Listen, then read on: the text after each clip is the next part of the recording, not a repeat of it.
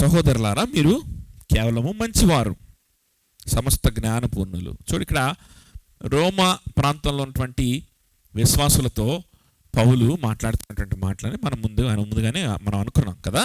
So ఆ రోమా ప్రాంతంలో ఉన్నటువంటి విశ్వాసులు, వారి యొక్క విశ్వాసాన్ని పౌలు మెచ్చుకుంటున్నాడు. మీరు కేవలం మంచివారు, మీరు మంచివారు, జ్ఞాన పూర్ణులు, మీకు జ్ఞానం కూడా ఉంది. చూడండి, ఎంత జ్ఞానం చెప్పి పాపం దగ్గర నుంచి నిరీక్షణ దాకా, పాపం దగ్గర నుంచి ఇశ్రాయేలుకు అన్యులకు ఉన్నటువంటి డిఫరెన్స్ దాకా, ప్రావిడెన్స్, జస్టిఫికేషను, శాంక్టిఫికేషను, ఈ డాక్ట్రిన్స్ అన్నీ బోధించి బోధించి బోధించి ఆఖరికి ఎక్లీసియాలజీ కూడా బోధించి, అంటే సహోదర ప్రేమ కూడా ఒక సంఘంలో ఎలా ఉండాలి, ఎలా కలిగి ఉండాలో కూడా బోధించేసి ఇప్పుడు ఏమంటున్నాడంటే, మీకు చాలా జ్ఞానం ఉంది, మీరు జ్ఞానపూర్ణులు, మీకంతా జ్ఞానము మీకు ఉంది, మీకు తెలుసు, ఇవన్నీ మీకు తెలిసిన విషయాలే అంటున్నాడు. మీరు మంచివాళ్ళు కూడా, మీరు ఇవన్నీ మీకు తెలిసిన విషయాలే. ఈ తెలిసినటువంటి విషయాలకు అనుగుణంగా మీరు లోబడుతూ, తగ్గించుకుంటూ, ప్రేమ కలిగి, అనుకోగలిగి మీరు మంచిగా ఉండేటువంటి మంచివాడే అని ఇక్కడ వారికి చెప్తున్నారు. ఎందుకు ఈ మాట అంటున్నాడంటే, వాళ్ళని ఏదో ఫ్లాటర్ చేయడానికో, వాళ్ళని మంచి చేసుకోవడానికో, లేదా వాళ్ళకి ఎంకరేజ్మెంట్ ఇవ్వడానికో, వాళ్ళని ఉబ్బి తబ్బిపోయేలాగా చేయడానికి చేసి వాళ్ళకి కొన్ని నో నో నో నో దానికోసం కాదు. పౌలు ఆ విధంగా మాట్లాడేవాడు కాదు. పౌలు యొక్క భాషా విధానం కానీ, ప్రసంగ విధానం కానీ మనం గమనిస్తే ఆ విధంగా పౌలు మాట్లాడలేదు. ఎక్కడ కూడా ఆ విధంగా మాట్లాడేవాడు కాదు. పౌలు ఆ విధంగా ఎప్పుడు కూడా మాట్లాడు.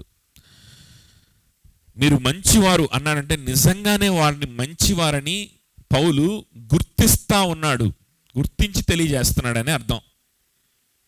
మీరు సమస్త జ్ఞాన పూర్ణులు అంటున్నాడు అనంటే కూడా వారికి జ్ఞానము ఉన్నదనే అర్థం. వాళ్ళకి జ్ఞానం ఉంది, వాళ్ళకి మంచితనం ఉంది. అంటే సింపుల్గా చెప్పాలంటే, ఇప్పుడు దాకా 14 అధ్యాయాలు దాకా కూడా పౌలు ఏ విషయాలైతే వివరించుకుంటా, నేర్పించుకుంటా, చక్కగా చెప్పుకుంటా వచ్చాడో, ఇవన్నీ కూడా రోమా ప్రాంతంలో ఉన్నటువంటి ప్రజలకు, క్రైస్తవులకు ఆల్రెడీ తెలుసు. ఇవి తెలిస్తేనే వాళ్ళు ఏమవుతారు? క్రైస్తవులు అవుతారు. ఇవి తెలిస్తేనే వాళ్ళు క్రైస్తవులు అవుతారు. అంటే ఇతర సేవకులు, అంటే పౌలు కాకుండా ఇతర అపోస్తలులు బోధించడం ద్వారా తెలుసుకొని ఉండొచ్చు. లేకపోతే పౌలు యొక్క అనుచరులు రోమాకు వెళ్ళి అక్కడ బోధించడం ద్వారా కావచ్చు కదా. రోమాలో ఉన్నటువంటి సంఘాన్ని పౌలు కాదు స్థాపించింది అని మనం ముందుగానే మాట్లాడుకున్నాం. పౌలు కాదు ఆ సంఘాన్ని స్థాపించింది,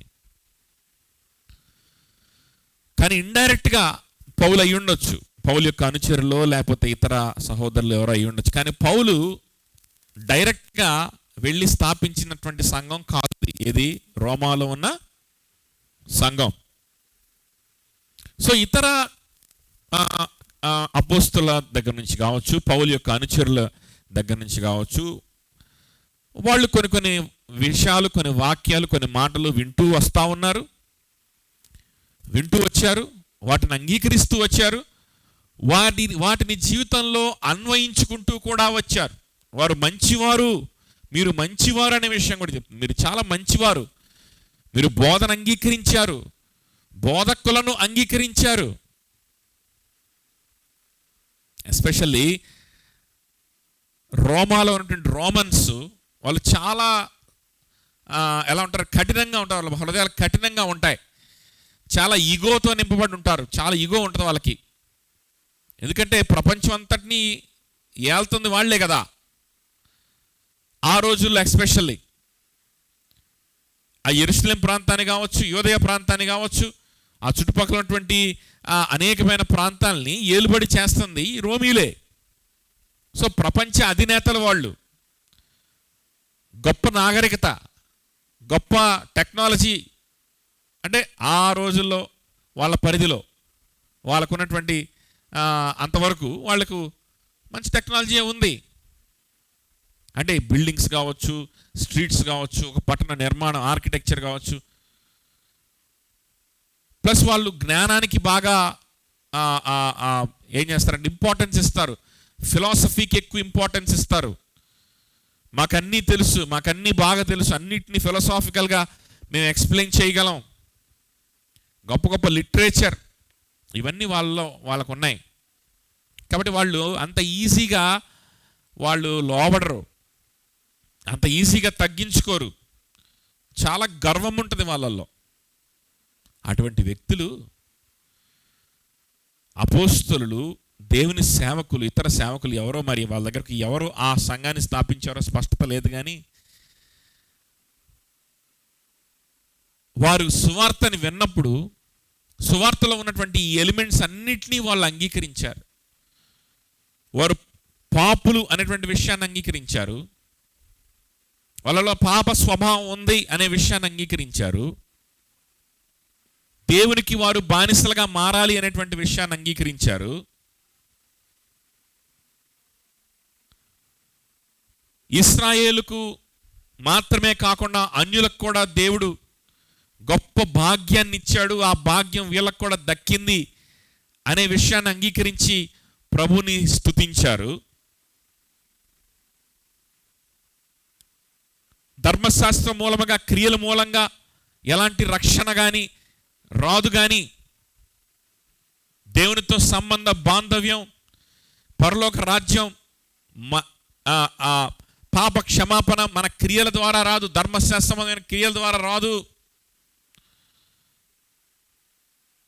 ఎందుకంటే ఇంకో విషయం రోమీల గురించి మాట్లాడాలంటే, రోమీలు దే ఆర్ టాలరెంట్ పీపుల్ అన్నమాట. అంటే వాళ్ళు ఇప్పుడు ఫర్ ఎగ్జాంపుల్ ఇండియాకి వచ్చి ఇండియాని కాంకర్ చేశారనుకోండి, ఇండియాని ఆక్రమించారనుకోండి, ఆ రోమా సామ్రాజ్యంలో ఉన్నటువంటి దేవీ దేవతల్ని వాటినే పూజించాలి అని వాళ్ళు ఏంటంటే మనల్ని ఫోర్స్ చేయరు. అందుకని యూదా ప్రాంతంలో కూడా, యేసుప్రభు దినాల్లో కూడా పరిపాలిస్తుంది రోమీలే కదా. అయినప్పటికీ యూదుల యొక్క ఆచార వ్యవహారాలని వాళ్ళు గౌరవించేవాళ్ళు. యూదుల యొక్క ఏమంటారు ఆరాధన పద్ధతుల్ని వాళ్ళు గౌరవించేవాళ్ళు. వాళ్ళు ఏ దేశానికి వెళ్ళినా వాళ్ళకి ఆ స్వభావం ఉంటుంది. ఏం స్వభావం? రిలీజియస్ టాలరెన్స్ చూపిస్తారు.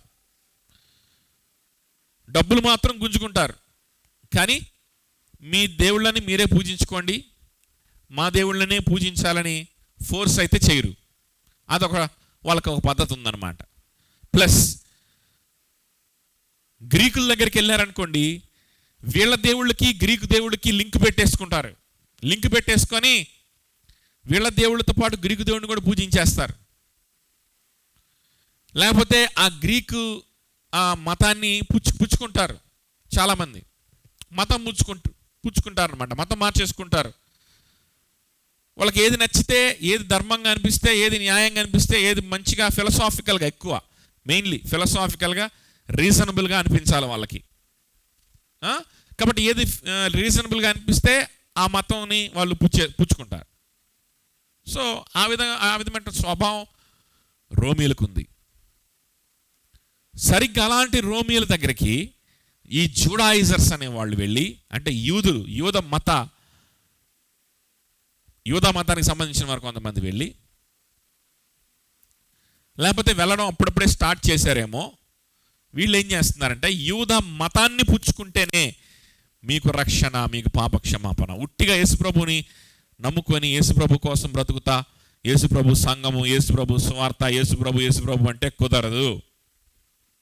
యూదా మతాన్ని పుచ్చుకోండి, అది ఇంపార్టెంట్. యేసుప్రభుకి జీవితాన్ని ఇస్తాను, యేసుప్రభు కోసం నా సమయాన్ని అంతా నేను పక్కన పెట్టుకుంటాను, యేసుప్రభు కోసం నా మనస్సును ఖాళీ చేసుకుంటాను, యేసుప్రభు కోసం నా హృదయాన్ని ఖాళీ చేసుకొని యేసుప్రభుని పెట్టుకుంటా, నా సమయాన్ని, నా షెడ్యూల్ని అన్ని ఖాళీ చేసుకొని యేసుప్రభుతో నింపుకుంటాను. ఇదంతా నాన్ సెన్స్ లాగా మామూలుగానే రోమన్స్కి ఇది నాన్సెన్స్ లాగా కనిపిస్తుంది. అంటే వాళ్ళ థింకింగ్, వాళ్ళ వే ఆఫ్ థింకింగ్ బట్టి ఆలోచిస్తే వాళ్ళకేంటంటే, సరే మా ధర్మం ఇదయ్యా, మీ ధర్మం ఏంటో చెప్పండి, మా ధర్మంలో ఇలా పూజ చేయాలి, మా రూల్స్ ప్రకారం మా ఫిలాసఫీ ఇది, ఇట్లా.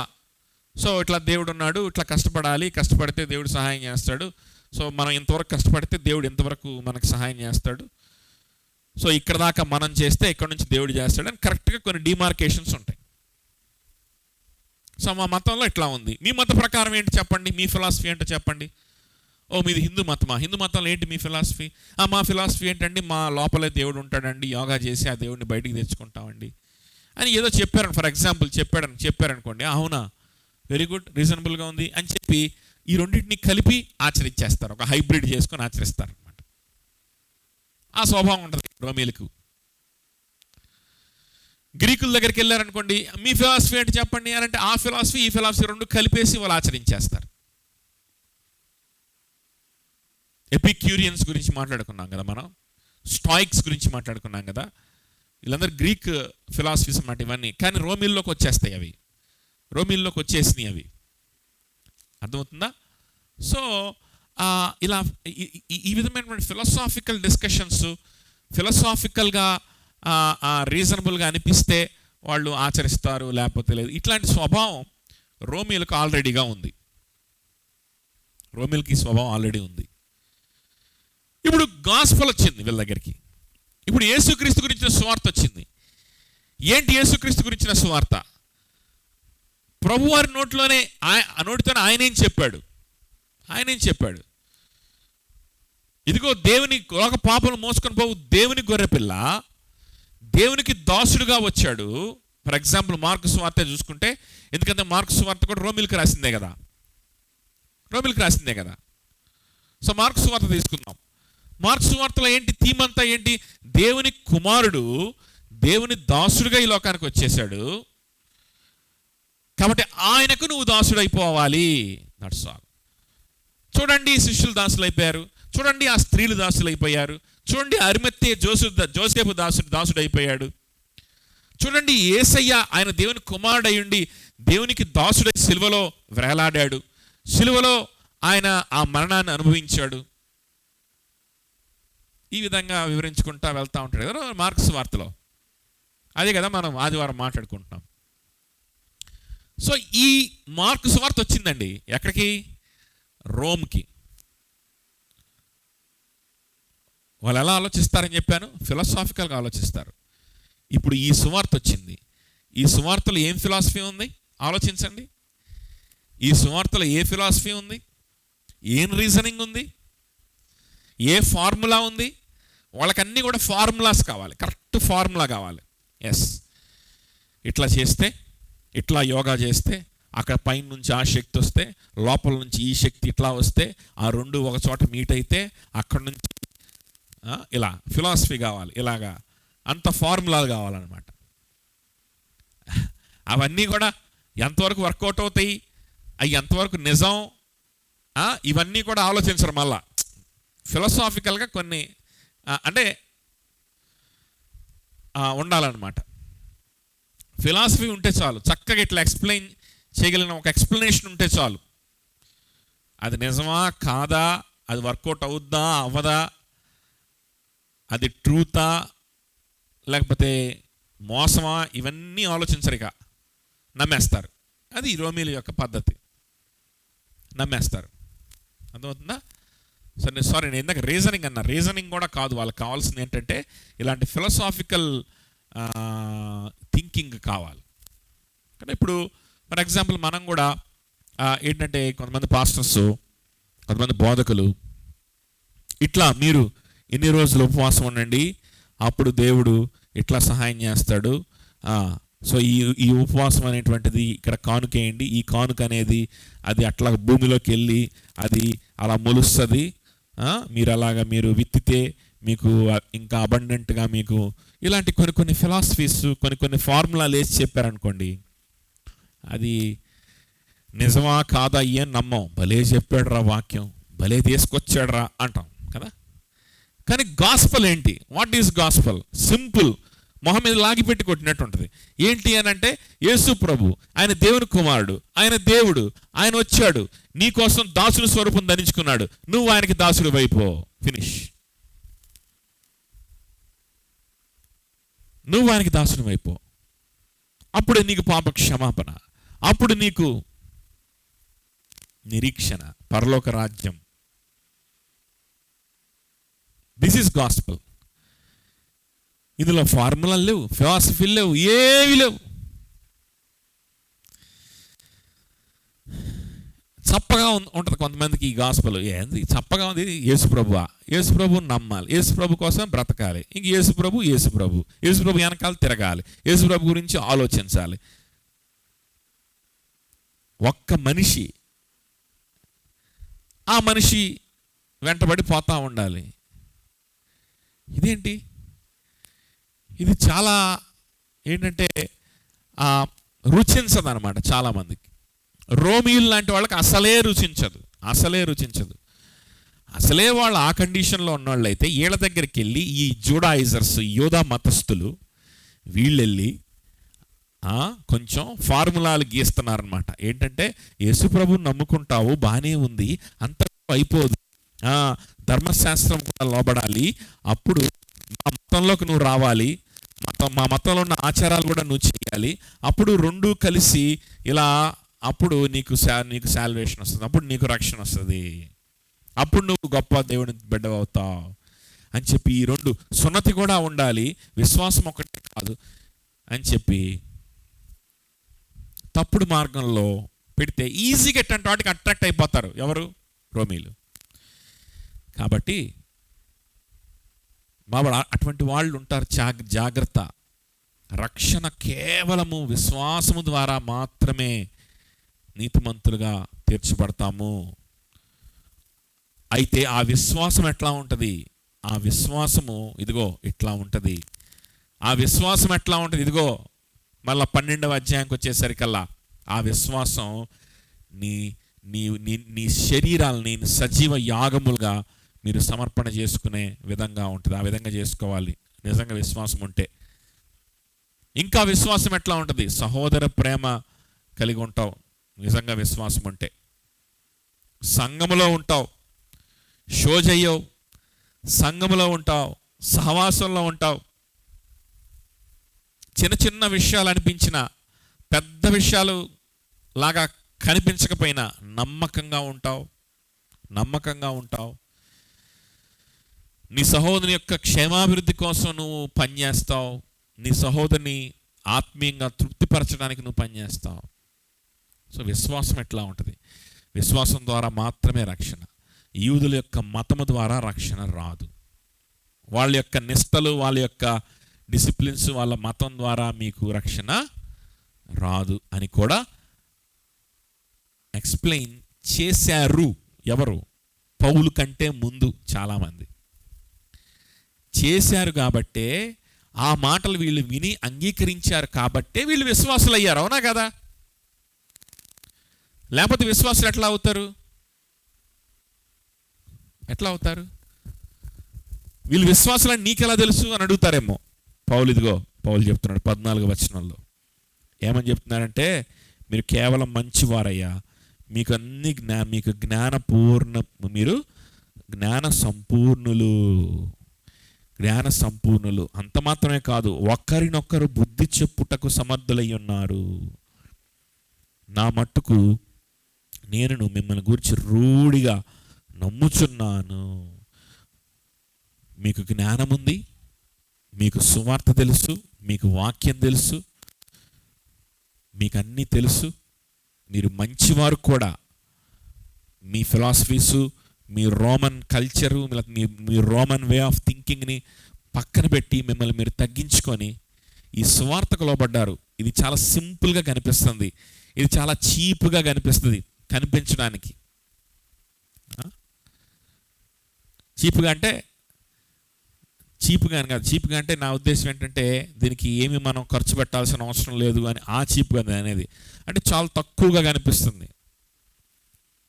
దీనివల్ల మన జీవితం ఎత్తులకి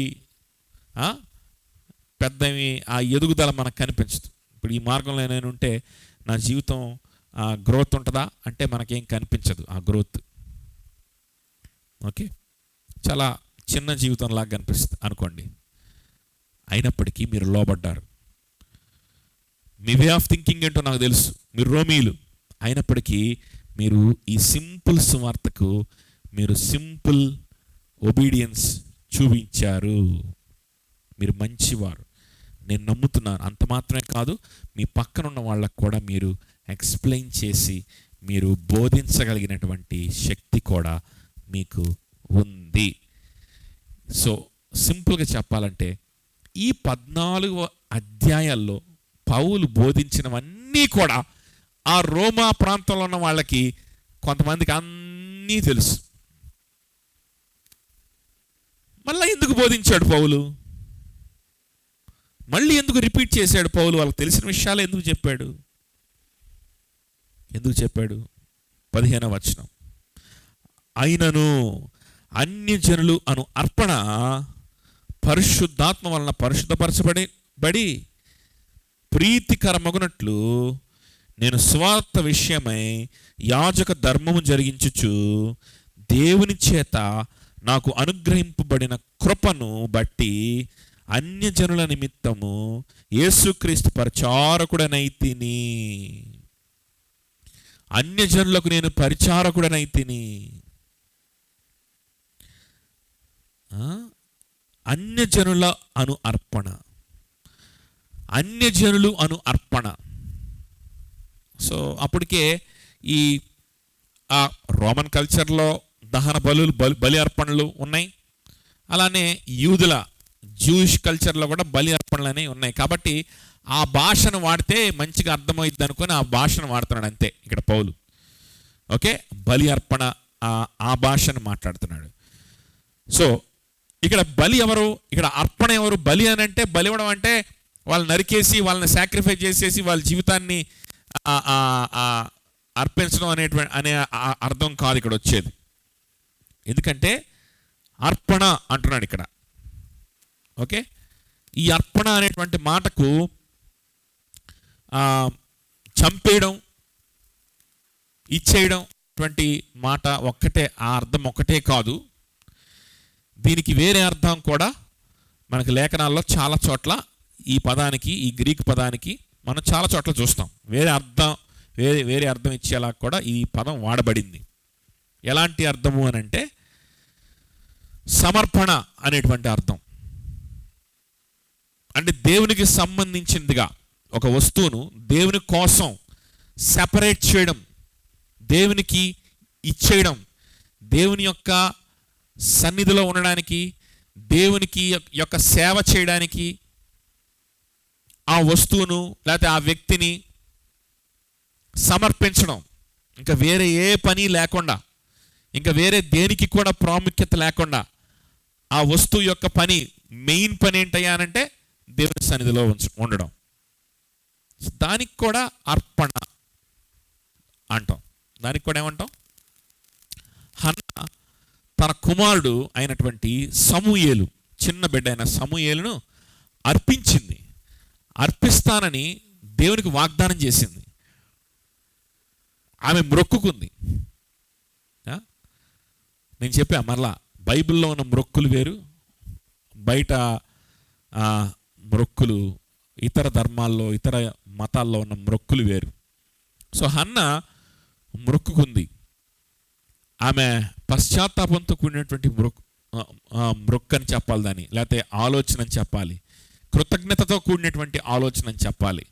ప్రభువా, నా జీవితంలో నేను నీకు ఇవ్వాల్సినంతగా ఇవ్వలేకపోయాను, ఎంత ఇస్తే నేను రుణాన్ని నేను తీర్చుకుంటాను, ఎంత నీకు ఇస్తే నువ్వు చేసిన మేళ్లకి, నువ్వు చూపించినటువంటి ప్రేమకి, కనికరానికి నేను బదులు ఇవ్వగలను కదా. మనం పాడుకుంటాం కదా, కీర్తనకారుడు పాడినటువంటి విషయాలు, లేకపోతే బైబిల్లో ఉన్నటువంటి విషయాలు కదా. నా జ్యేష్ఠ పుత్రుని నీకు ఇచ్చినందున బలియాగముగా నీకు అర్పింతును, ఇలాంటి పాటలు మనం పాడుకుంటూ ఉంటాం కదా. నీకు ఇచ్చిన చాలున, నా గర్భఫలమైనటువంటి నా జ్యేష్ఠ పుత్రుని. సో ఆ విధంగా అర్పించాలనుకుంది. హన్న తన కుమారుడు చిన్న బిడ్డైన సమూయేలును అర్పించింది. ఎలా అర్పించింది? తీసుకెళ్ళి గొంతు కోసేసేసి తగలబెట్ట.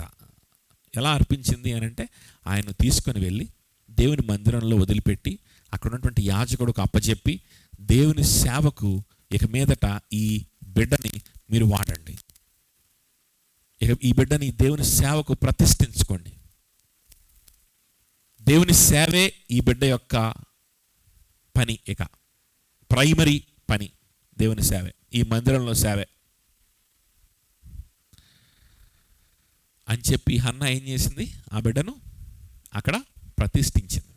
సో ఆఫ్ కోర్స్ సమూయేలు పెద్ద అయిన తర్వాత న్యాయాధిపతిగా పనిచేశాడు, న్యాయం తీర్చాడు. సో అప్పుడు న్యాయాధిపతుల కాలం, ఇంకా ఎవరు రాలేదు, కింగ్స్ రాలేదు, న్యాయాధిపతుల కాలం. కాబట్టి న్యాయం తీర్చాడు. అంటే న్యాయాధిపతే ఇంకా కింగ్ లాగా. ఆ తర్వాత రాజులు వచ్చారు. మొట్టమొదటి ఇశ్రాయేల్ రాజుని ఎవరు అభిషేకించారు? ఎవరు మొట్టమొదటి ఇశ్రాయేల్ రాజు? ఎవరు?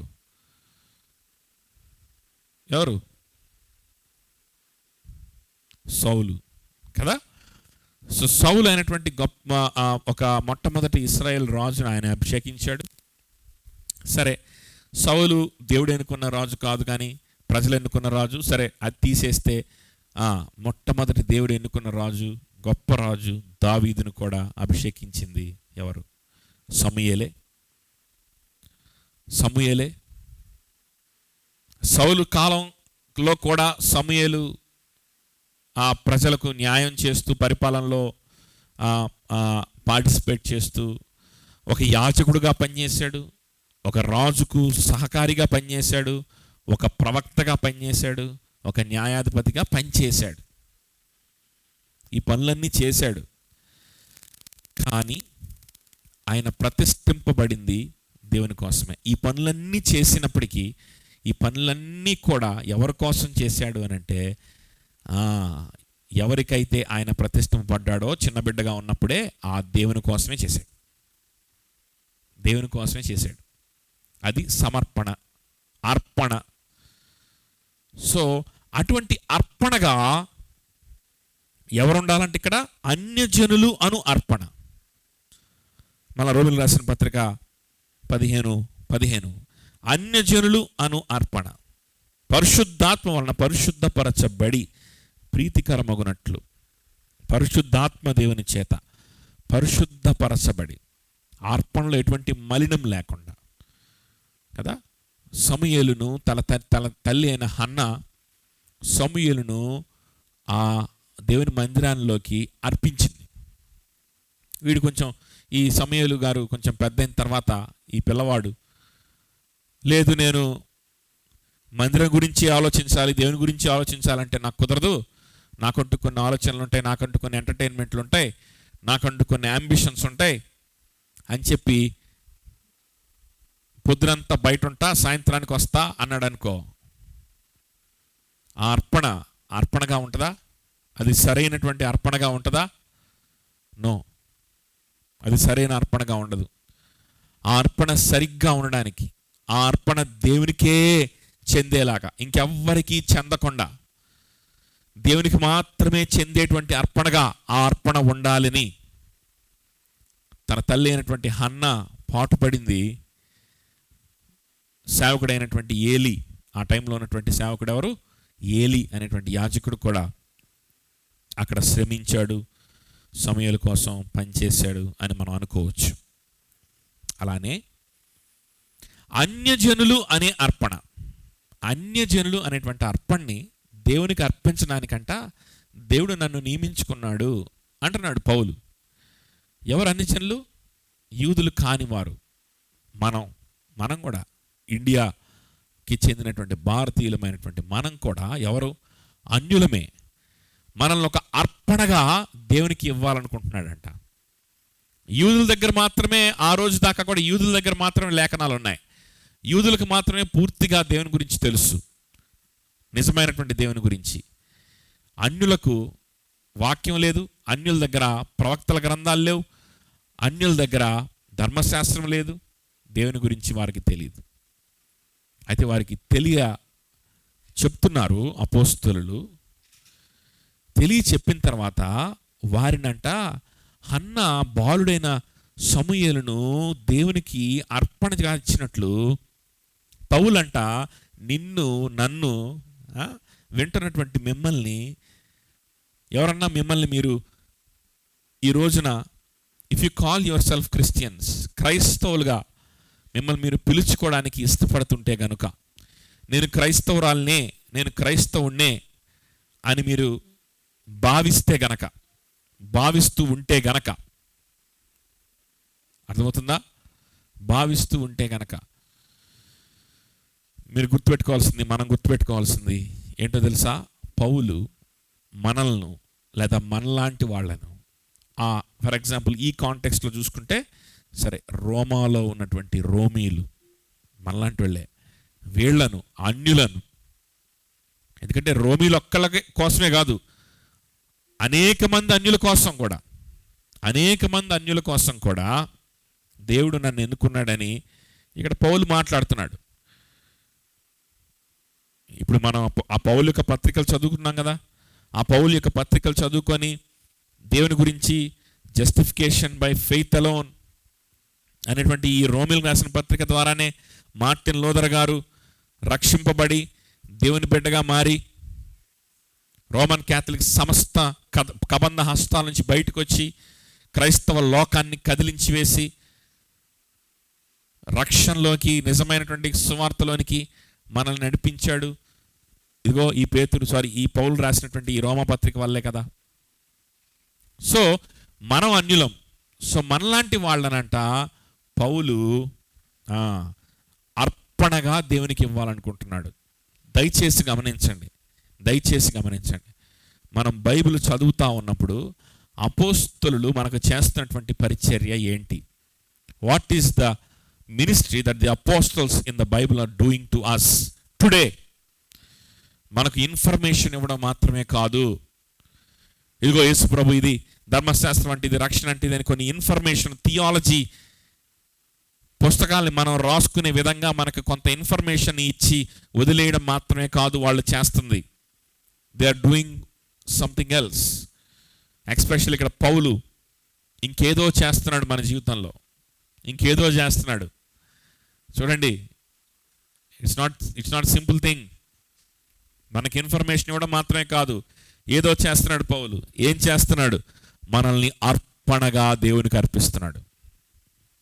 ఈ రోమిలకు రాసిన పత్రిక ఇలా పట్టుకొని చదువుతూ ధ్యానిస్తూ, ప్రభువా నువ్వు ఎంత గొప్పోడివయ్యా,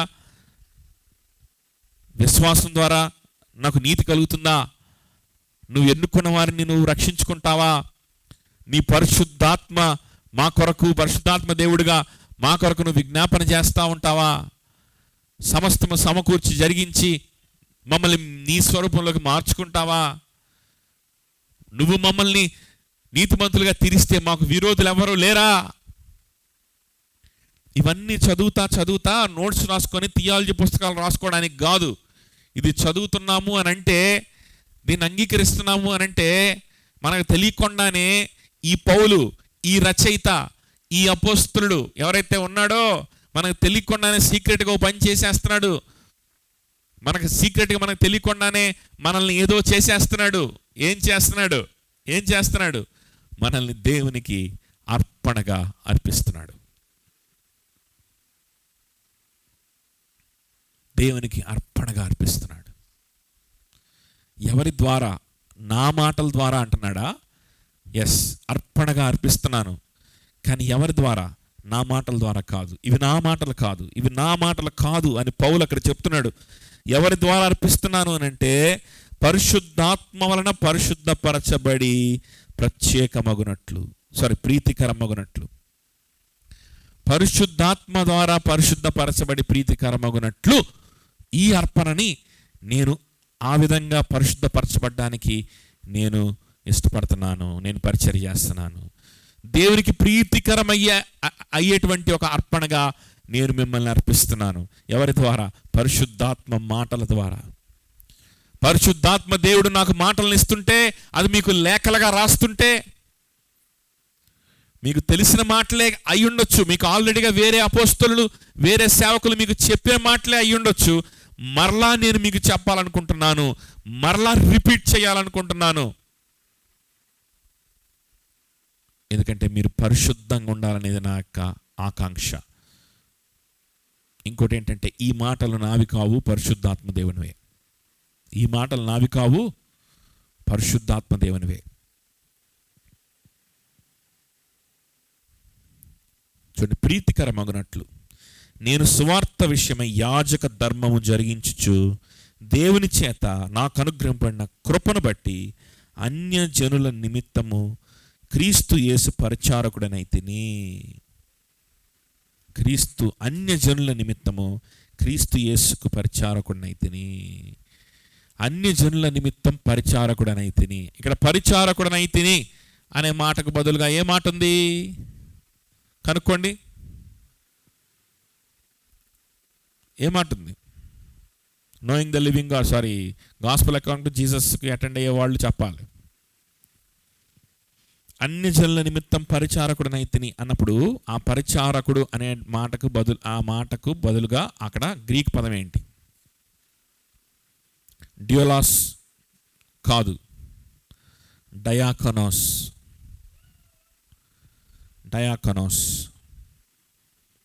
ఎందుకు? యేసుక్రీస్తుకు పరిచారకుడినైన అయితిని అంటే అక్కడ ఏం వాడతాడు? డ్యూలాస్ అనే పదం వాడతాడు. ఇక్కడ ఎవరకు పరిచారకుడు? యాక్చువల్గా ఇక్కడ అన్యజనుల నిమిత్తం పరిచారకుడు అంటున్నాడు కాబట్టి ఇక్కడ వాడబడింది డ్యూలాస్ కాదు, డయాకోనోస్. అంటే ఒక ఒక ఒక ఒక ఒక ప్రత్యేకమైన ఒక పని అప్పచెప్పబడినటువంటి ఒక సేవకుడు అని అర్థం. సో అన్యజనులను దేవునికి అర్పణగా అర్పించడానికి పరిశుద్ధాత్మ దేవుని యొక్క మాటల చేత, తన జీవితం చేత వారిని పరిశుద్ధపరచి, వారిని ఎంకరేజ్ చేసి, దేవునికి మాత్రమే సంబంధించిన వారిగా, దేవుని ఆవరణానికి మాత్రమే సంబంధించిన వాడిగా సమూయేలును హన్న ఎలాగైతే ప్రత్యేకపరిచి అర్పించిందో అలా మనల్ని పౌలు అర్పిస్తున్నాడంట. అలా అర్పించే బాధ్యత ఈ పౌలు మీద దేవుడు ఉంచాడంట. ఆ బాధ్యత నేను నెరవేరుస్తాను, కానీ నేను దాసుని దేవునికే. I'm slave of God and I'm a servant of, I'm a minister of the Gentiles అనే విధంగా అక్కడ మాట్లాడుతున్నాడు. నేను యాజక ధర్మమును జరిగించుచున్నాను అంటున్నాడు. యాజక ధర్మమును జరిగించుచున్నాను. యాజకుడు అంటే ఏం చేస్తాడు? దేవునికి ప్రజలకు మధ్యలో నిలబడేటువంటి వాడు యాజకుడు. ప్రజల్ని దేవుని దగ్గరికి నడిపించేవాడు యాజకుడు. సో ఓల్డ్ టెస్ట్మెంట్లో ఉన్నటువంటి యాజకులు కేవలం అదొక సాదృశ్యంగా మాత్రమే ఇక్కడ పౌలు వాడుతున్నాడు. కానీ ఆ యాజకుడైన ఆఫీస్లో నేనున్నాను, లేకపోతే ఆ యాజకత్వము అనేటువంటి ఆఫీసులో నేను యాజకుడిగా నేనున్నాను అనేటువంటి అర్థం కాదు అక్కడ మనం చూసుకోవాల్సింది. పౌలు జస్ట్ ఆ యాజకత్వాన్ని చూపిస్తున్నాడు, ఒక సాదృశ్యంగా చూపిస్తున్నాడు. ఆయన చేసే పనికి జస్ట్ కంపేర్ చేస్తున్నాడు యాజకత్వాన్ని, అంతే. అర్థమవుతుందా? యాజకత్వాన్ని జస్ట్ కంపేర్ చేసి చూపిస్తున్నాడు. సో నేను ఒక యాజకుడు ఎట్లాగైతే ప్రజల పక్షంగా దేవుని ఎదుట నిలబడి ప్రజలను దేవునితో కలుపుతూ ఉంటాడో, ప్రజలు తీసుకొచ్చిన అర్పణలను ఫర్ ఎగ్జాంపుల్ యాజకుడు ఏం చేస్తాడంటే, ఆ రోజుల్లో యూదా మత ప్రకారం ఇశ్రాయేలు ప్రజలు అర్పణలు తీసుకొని వస్తే ఆ అర్పణలను యాజకుడు పరిశుద్ధపరుస్తాడు. అందులో ఎటువంటి మలినం కానీ, దేవునికి వాక్యానికి, దేవుని ధర్మశాస్త్రం విరుద్ధమైనటువంటి పదార్థాలు కానీ ఏమీ ఉండకుండా చూస్తాడు. ప్లస్ ఆ అర్పణని తీసుకొని దేవుని చేతికి సమర్పిస్తాడు. యాజకుడు చేతుల మీదుగా ఆ అర్పణ వెళ్తేనే అది దేవునికి సంబంధించింది అయిపోద్ది, లేకపోతే దేవునికి సంబంధించింది అవదు. అర్థమవుతుందని చెప్పింది. అది యాజక ధర్మం అంటే అది. కాబట్టి ఈ అన్యజనులు అనేటువంటి అర్పణ, ఈ అన్యజనుల జీవితాలు అనేటువంటి అర్పణని దేవునికి ప్రతిష్ఠించడానికి ఎవరి గుండా వెళ్తేనే ఇది నిజమైన అర్పణగా మారుద్ది? ఇశ్రాయేల్ ప్రజలు తెచ్చిన అర్పణలు యాజకుల చేతుల మీదుగా వెళ్తేనే అది దేవునికి సంబంధించింది అవుతుంది. అట్లానే అన్యజనులు అనే అర్పణ అంటే మనమే అర్పణ. మనము ఎవరి చేతుల మీదుగా వెళ్తే దేవునికి సంబంధించిన వాళ్ళం అవుతాం? ఎవరి చేతుల మీదుగా వెళ్ళి తీరాలి? ఎవరి చేతుల మీదుగా వెళ్ళి తీరాలి? పౌలు అనకూడదు.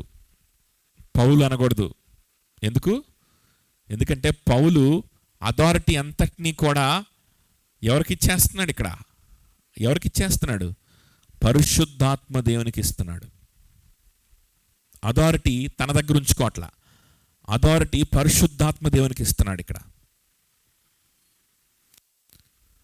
అదొందా చెప్పింది?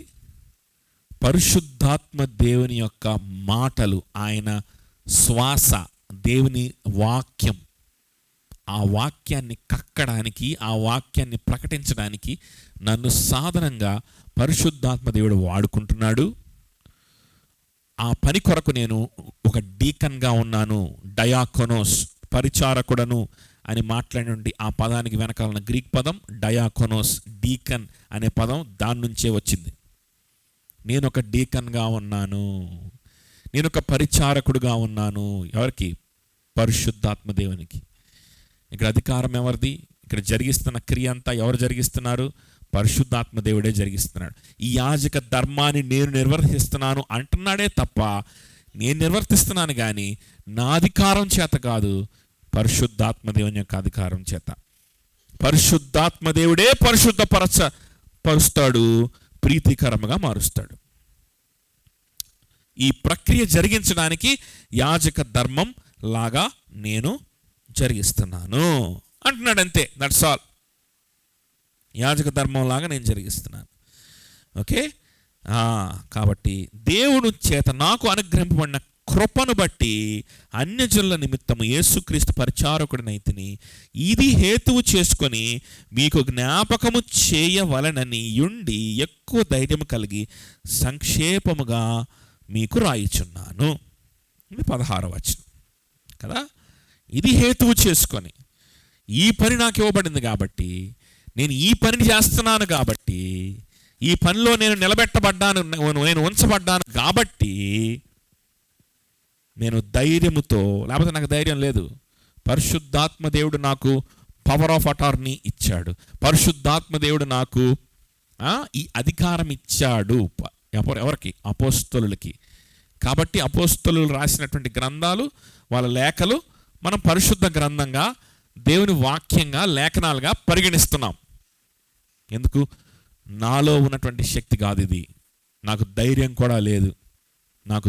కూడా లేదు ఈ పని చేయడానికి. కానీ పరిశుద్ధాత్మ దేవుడు నా చేత చేయిస్తున్నాడు. పరిశుద్ధాత్మ దేవుని యొక్క అధికారంతోనే నేను చేస్తున్నాను. ఏం చేస్తున్నాను? అన్యజనులైనటువంటి మిమ్మల్ని హన్నా, సమూయేలు చిన్న బిడ్డను అప్పగించినట్లు మిమ్మల్ని తీసుకెళ్ళి దేవుని ఆవరణంలో అప్పగిస్తున్నాను. పరిశుద్ధపరుస్తుంది పరిశుద్ధాత్మ దేవుడు, ప్రీతికరంగా చేసుకుంటుంది మిమ్మల్ని పరిశుద్ధాత్మ దేవుడు నా ద్వారా. Just I'm a tool. ఆ ధైర్యంతోనే, ఆ హేతువు చేతనే ఇవన్నీ రాస్తా ఉన్నాను. మీకు ఇవన్నీ తెలుసని నాకు తెలుసు. ఇవన్నీ మీకు తెలిసిన విషయాలే అయినా సరే మీకు జ్ఞాపకము చేయవలనని ఉండి ఎక్కువ ధైర్యం కలిగి సంక్షేపంగా మీకు రాయిచున్నాను. మీకు జ్ఞాపకము చేయవలనని.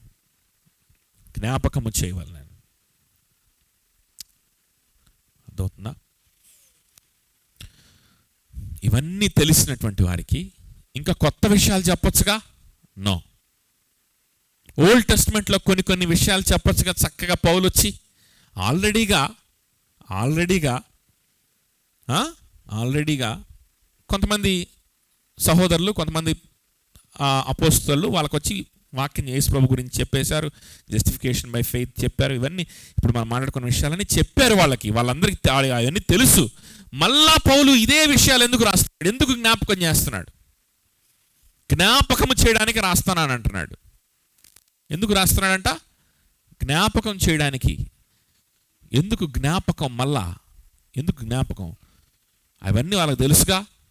చక్కగా ఓల్డ్ టెస్ట్మెంట్లో కొన్ని కథలు తీసుకొని చెప్పొచ్చుగా, లేకపోతే ఇంకో ఏదైనా వేరే కొత్త విషయాలు చెప్పొచ్చుగా,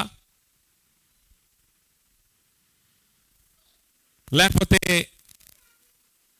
భార్యాభర్తలు ఎట్లాగా ఉండాలి, పిల్లల్ని ఎట్లా చేసుకోవాలి, కెరియర్ గైడెన్స్, ఇవన్నీ చెప్పొచ్చుగా, ఇవన్నీ చెప్పొచ్చు కదా. ఎందుకు మళ్ళా ఇదే రికార్డు మళ్ళా ఎందుకు వేయాలా? మీకు జ్ఞాపకం చేయాలనుకుంటున్నాను.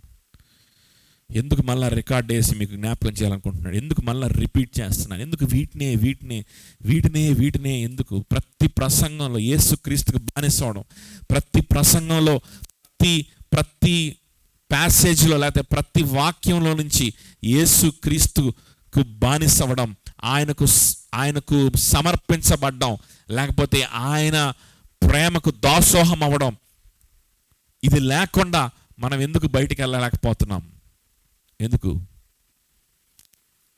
ఎందుకంటే పరిశుద్ధాత్మ దేవుడు వాక్యాన్ని డిజైన్ చేయడమే అలా డిజైన్ చేశాడు. ఈ వాక్యం కేవలము దీనికోసమే, ఈ వాక్యం కేవలము పేరెంటింగ్ కోసం, ఈ వాక్యం కేవలం భార్యాభర్తల రిలేషన్షిప్ కోసం, ఈ వాక్యము కేవలము పరిశుద్ధంగా ఎట్లా బ్రతకాలనే దానికోసం, ఈ వాక్యం కేవలం ఉద్యోగం ఎలా చేయాలనే దానికోసం. No, the whole Bible, the whole word of God, the whole fabric of the word of God is woven in such a way that the gospel according to Jesus, that the gospel according to the apostles is again and again reminded to the saints. It is reminded. మరలా మీకు remind చేయాలనుకుంటున్నాను, మీకు జ్ఞాపకం చేయాలనుకుంటున్నాను. ఈ విషయాలన్నీ మీకు జ్ఞాపకం చేయాలనుకుంటున్నాను. ఎందుకో తెలుసా? మిమ్మల్ని మంచి పౌరులుగా తీర్చిదిద్దడానికి కోసం కాదు ఇవి జ్ఞాపకం చేసింది. ఇవి ఎందుకు జ్ఞాపకం చేశానో తెలుసా? మిమ్మల్ని మంచి భర్తలుగా, లేకపోతే ఒక బెటర్ హస్బెండ్స్గా, బెటర్ వైఫ్స్గా, బెటర్ పౌరులుగా, బెటర్ ఎంప్లాయీస్గా మిమ్మల్ని చేయడం కోసం కాదు. దేవునికి మిమ్మల్ని సమర్పిస్తున్నాను కాబట్టి, మీరు పరిశుద్ధంగా సమర్పించబడాలి కాబట్టి, ఎలాంటి కల్తీ లేకుండా, హిపోక్రసీ లేకుండా, ద్వంద్వ స్వభావం, ద్వంద్వ మనస్సు లేకుండా, కొంచెం లోకానికి కొంచెం దేవునికి అన్నట్టుగా కాకుండా సంపూర్ణంగా పరిశుద్ధంగా పరిపూర్ణంగా దేవునికి సంబంధించిన వారిగా మీరు మారిపోవాలి. ఆ విధమైనటువంటి పరిశుద్ధమైన అర్పణగా మిమ్మల్ని నేను అర్పించాలి. కాబట్టి ఐఎమ్ రిమైండింగ్ యూ అగైన్. మరలా మిమ్మల్ని నేను హెచ్చరిస్తున్నాను, మీకు నేర్పిస్తున్నాను. దేవుని చేతిలోకి మనం వెళ్తే ఆఫ్ కోర్స్ ఆటోమేటిక్గా we will be a better citizens and a better persons. కానీ దేవుని యొక్క వాక్యం యొక్క పర్పస్ ఇదే, అపోస్తుల యొక్క పర్పస్ ఇదే అన్న సంగతి మనం మర్చిపోకూడదు.